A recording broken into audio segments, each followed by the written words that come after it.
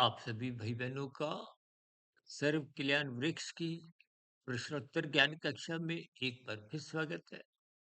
देखिए, कुछ दिन पहले हमारी एक वीडियो प्रसारित हुई थी अंतिम मनुष्य जोनि के संस्कारों के ऊपर। तो कुछ लोगों को बात समझ नहीं आई। हालांकि इन सभी स्थितियों पर अक्सर हम अपनी चर्चाओं में, वीडियो में ऐसे शाब्दिक स्तर पर तो बार बार कहते आए। देखिए, मनुष्य योनि में ही संस्कार बनते हैं और बिगड़ते हैं। संस्कारों का अभिप्राय कारण शरीर में बनी हुई स्थितियों से है। देखिए, कर्माशय को तो आप और हम भली भांति जानते हैं कि जैसा करते हैं वैसा भरना होता है। अक्सर संस्कारों की स्थितियों को आप और हम समझ नहीं पाते, क्योंकि संस्कारों की स्थितियों से पूर्व आपके हमारे जो मन में विचार आते हैं, उन विचारों को भी आप कभी कभी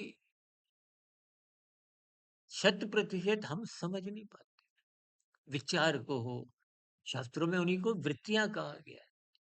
सामान्य बोलचाल में हम क्या कहते हैं, फुरने उठते रहते हैं। ये स्थितियां बहुत सरल शब्दों में होते हुए भी आपको हमें कभी कभी समझ ही नहीं आती। इसका अभिप्राय क्या है कि जैसे घड़ी की देखिए तीन सुइयां दीवार पे जो घड़ी लगी है, आपको में सेकंड की सुई नजर आती है। वो सेकंड की सुई आपका हमारा कर्माशय कह लो, क्योंकि कर्माशय किस आधार पे बनता है? शरीर के आधार पर, इंद्रियों के आधार पर, जो आप करते हो। आप लाल बत्ती पे जब भागते हो तो आपका चलान करता है। यदि आप रुके हुए हो तो शरीर के स्तर पर कर्माशय नहीं बिगड़ा, कानून का उल्लंघन नहीं हुआ, तो आपका हमारा चलान नहीं करता। अब भीतर की क्या स्थिति है? कोई रुकने की देखिए इच्छा नहीं है। बस चलान से बचने तक ही स्थितियां हैं मन बुद्धि। फिर ऐसी स्थितियों में भीतर में संस्कार कोई अच्छा नहीं बनता। चलान भले ही नहीं कटा, तो भीतर मन बुद्धि की कारण शरीर की जो स्थितियां हैं, ये उनका संबंध समझिए। जैसा मन बुद्धि के विचार बनते हैं, हम कहते हैं ना, कुसंग मत करो, बुराई से आरंभ से ही बचिए। अन्यथा देखिए, ये सभी स्थितियां साधारण होते हुए भी आपको हमें कभी कभी समझ ही नहीं आती। जब समझ नहीं आती तो ये जो वीडियो भी प्रसारित हुई है, अक्सर देखिए मनुष्य वीडियो को आरंभ से अंत तक सुनता नहीं है, क्योंकि हमारे पास जो देखिए आंकड़े आते हैं, सुबह के आंकड़े तो देखिए 100% के होते हैं, फिर वो 80-70 रहते रहते देखिए 35-40 पे आ टिकते हैं, और कहीं कहीं तो देखिए 15-20% पे रह जाते हैं। इस जैसे देखिए क्रिकेट मैच में आप देखते हो ना, किसी में चौके छिक्के लगते हैं, किसी में मिड ओवर जाता है। तो वो औसतन स्थितियां क्या क्या बनती हैं, आपको अपने जीवन की स्थितियों को समझना है। हम बार बार क्यों कहते हैं ब्रह्म मुहूर्त में उठो? ताकि इति के सत्वगुण का आप और हम संग करो। जहां संग समाप्त होता है सत्वगुण का, बस वही बात बिगड़ने लगती है। क्यों? क्योंकि शास्त्र बार-बार कहते हैं तमोगुण रजोगुण बांधते हैं, बंधनदायक है। और बंधन देखिए कभी भी कोई अच्छा नहीं माना जाता। बंधन में कहीं न कहीं दुःख होता है। इसीलिए हमने देखिए ये जो अंतिम मनुष्य योनि की जो स्थिति पर प्रकाश डाला। अब उदाहरण के लिए किसी की आज मृत्यु होती है। अब मृत्यु के समय जो अंतिम स्थितियाँ संस्कारों की, कर्माशय की होती हैं, अब कर्माशय की स्थितियां और संस्कारों की स्थितियां तो अलग अलग कमरे हैं। अब किसी के कर्माशय में 80% पाप कर्म है, निश्चित रूप से पुण्य कर्म की स्थिति क्या है? 20%। और जैसा कर्माशय होता है वैसे संस्कार होते हैं। जब 80% कानून का उल्लंघन को हो, पाप कर्म हुए, तो निश्चित रूप से उसके कोई संस्कार अच्छे तो नहीं हो सकते। और साथ के साथ अच्छे कर्म करोगे तो कर्माशय बनेगा और अच्छे संस्कार बनेंगे। अच्छा चिंतन करोगे, अच्छे संस्कार बनेंगे। लेकिन जो कर्म ही बुरे करते हैं तो उनका चिंतन भी अच्छा नहीं होता। क्योंकि कर्म करने से पहले विचार मन में आता है, बुद्धि उसको अनुमति देती है। ये छीना-झपटी, देखिए कोई भी मनुष्य है जो छीना-झपटी करते हैं, ये बिना बुद्धि का, वो बुद्धि तामसी बन जाती है। शास्त्र क्यों कहते हैं सत्संग करो? कि बुद्धि को सात्विक बनाए रखो। ब्रह्म मुहूर्त में उठने की स्थितियां में बुद्धि में सात्विक स्थितियां मजबूत होती हैं, धर्म मजबूत होता है। धर्म मजबूत हो, सत्वगुण मजबूत हो, बुद्धि सात्विक बनी रहे, तो निश्चित रूप से आज नहीं तो कल उसमें विवेक शक्ति जगने लगती है। विवेक शक्ति से ही आपको में शास्त्रों का ज्ञान विज्ञान सूक्ष्म स्तर पर समझ में आता है। देखिए ना, जैसे प्रत्यक्ष रूप से आपको में सेकंड की सुई भागती नजर आती है, आपके मारे किए हुए कर्म ही आपको में नजर आते हैं, संस्कार नजर नहीं आते। अब नीचे की जोनियों में देखिए, अभी हमने कहा ना 2 कमरे हैं, एक कर्मस्य का, एक संस्कारों का। किसी का 80% पाप कर्म है तो नीचे जाते-जाते पता नहीं कहाँ देखिए वृक्ष योनि मिलेगी, कीड़े-मकोड़े की। देखिए इन स्थितियों को अपने तर्कपूर्वक समझें। बुरा नहीं मानना, लेकिन ये व्यवस्था को समझिए, कर्मफल सिद्धांत की बारीकियों को समझिए। अब नीचे की योनियों में पाप कर्मों का नाश होता है क्योंकि दुख भोगे जाते हैं। अब दुख भोगते भोगते भोगते भोगते वो 80% के पाप कर्म 75 70 60 55 35, जब वो 20 पे आ जाएंगे तो फिर पात्रता क्या बनती है मनुष्य जीवन की।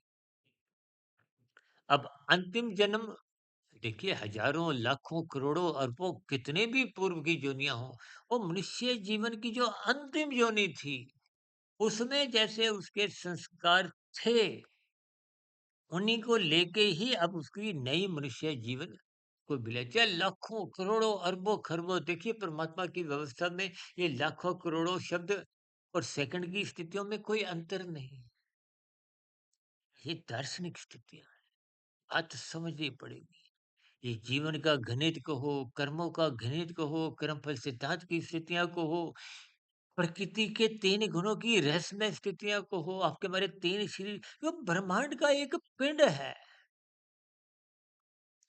यानी कि अंतिम मनुष्य जोनि के वो बने हुए जो बुरे संस्कार हैं। अब देखिए ना, जिसके अच्छे संस्कार हैं, मनुष्य जोनि मरने के बाद फिर मनुष्य जोनि की ही प्राप्ति आप कर लेते हो, तो निश्चित रूप से संस्कार अच्छे ही होते हैं या मिले-जुले से होते हैं, या यूं को 50% से अधिक अच्छे ही होते हैं, तभी तो मनुष्य जीवन मिला। लेकिन जिनके संस्कार बुरे होते हैं, तो जन्म से ही उनमें कुछ विकृतियां दिखती हैं। काम, क्रोध, लोभ, मोह, अहंकार जैसी जो 5 विकार हैं, कहीं के बच्चे देखिए बहुत ही आरंभ से बिगड़े होते हैं। हालांकि आरंभ में देखिए वो जो बुरे संस्कार हैं वो उदित नहीं होते, उनकी भी स्थितियां। एक बार हमने वीडियो बनाई थी, बहुत बड़ी वीडियो थी, वो भी 1 घंटे के आसपास की। संस्कारों की स्थितियां गर्भाकाल में देखिए, बुरे संस्कार तो 100% सोए होते हैं, कोई क्रियाएं थोड़ी होती है। जबकि गर्भाकाल की स्थितियों में आप जैसे नए शुभ संस्कार देते हो, अच्छे बुरे, वो भीतर में जाते हैं। यानी कि पहले के बने हुए बुरे संस्कार का उदय नहीं होता, लेकिन नए संस्कार तो जाते हैं।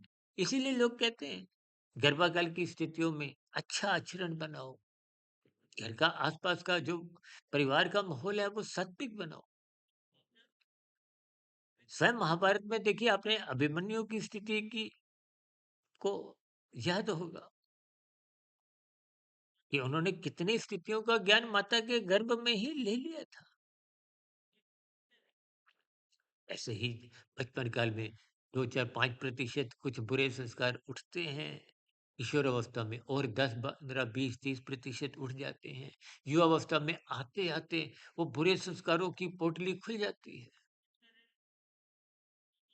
देखिए स्थितियों को जितना आप गंभीरतापूर्वक लोगे, ये जो उग्रवादी हैं, हत्यारे हैं, बलात्कारी हैं, ये बहुत ही घिनौने बुरे संस्कारों के साथ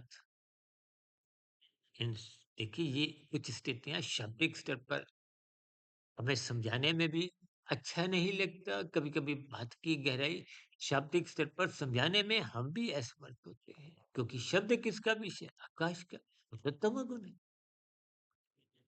इन सूक्ष्म रहस्यों को आप तर्कपूर्वक समझिए, अपने जीवन को आज ही देखिए जो बुरी स्थितियाँ बन चुकी हैं, उनको तो अपने हमने कमज़ोर करना है। सत्संग से, ब्रह्म मुहूर्त में उठते हुए, साधना करते हुए, साधना का अभिप्राय कर्म योग, ज्ञान योग, भक्ति योग की स्थितियाँ हैं।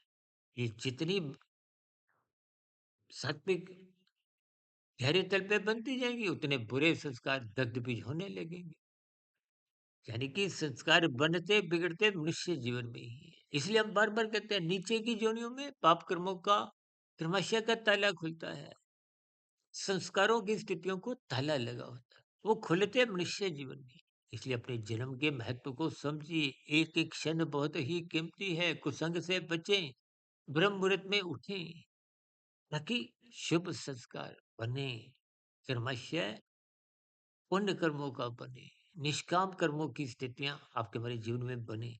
निष्काम कर्म ही तो कर्म योग की स्थितियाँ हैं।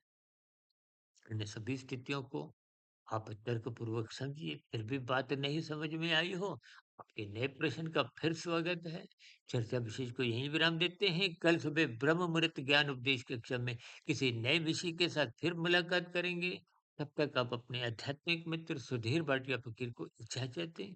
वीडियो संबंधित आपका किसी भी प्रकार की कोई बात से बुरा लगा हो, उसके लिए मैं देखिए क्षमा चाहता हूँ। स्थितियों की गंभीरता को आप जितना-जितना देखिए समझेंगे, बात की गहराई समझ में आएगी।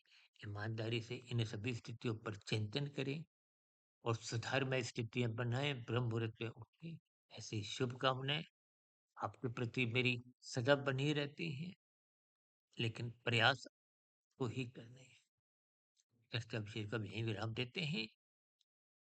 आप सभी भाई-बहनों का इस चर्चा विशेष को सुनने के लिए बहुत-बहुत धन्यवाद।